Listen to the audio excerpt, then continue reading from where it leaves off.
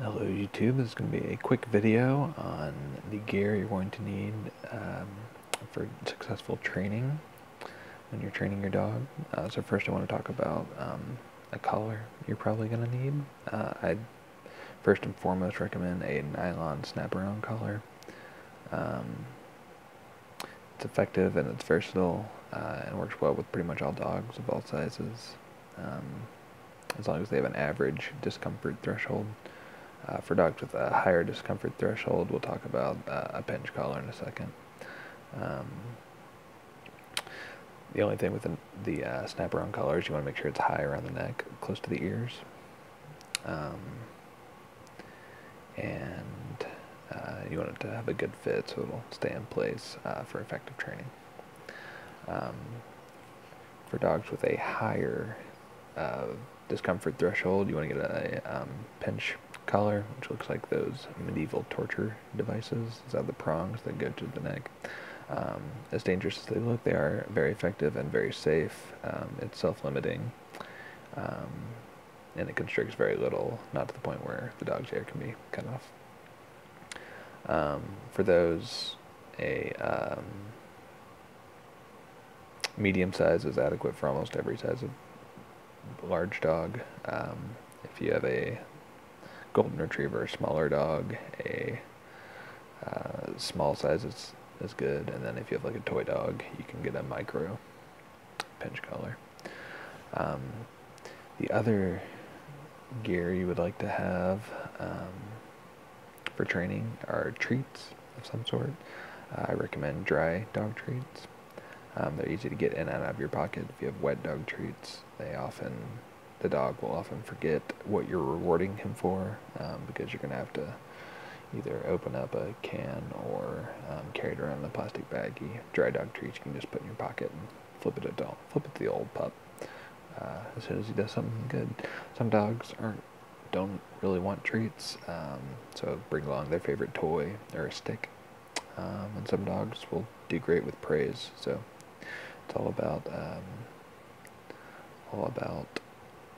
what you think your dog is gonna love.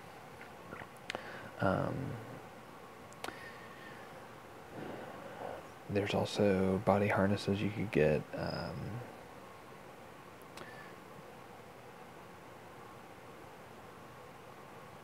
For dogs that might pull a little bit on the leash,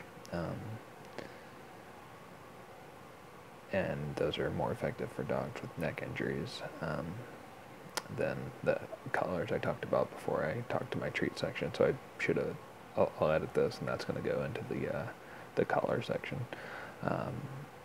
You could also have head halters. The head halter looks a little nicer than a pincher collar.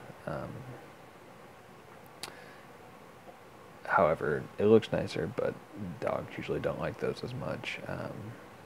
However, helps with nervous dogs or timid dogs,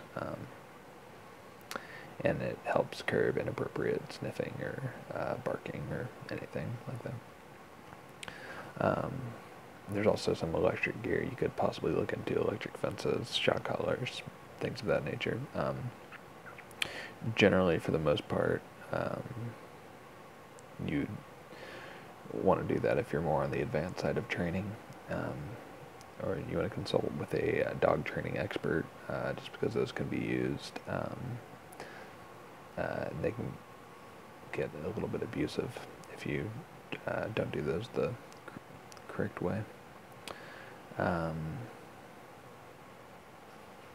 And then there's one other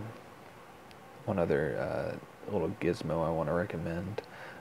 It's called the Pet Convincer. You can get it at www.petconvincer.com for about $35. And it's for if your dog doesn't respond to yelling or screaming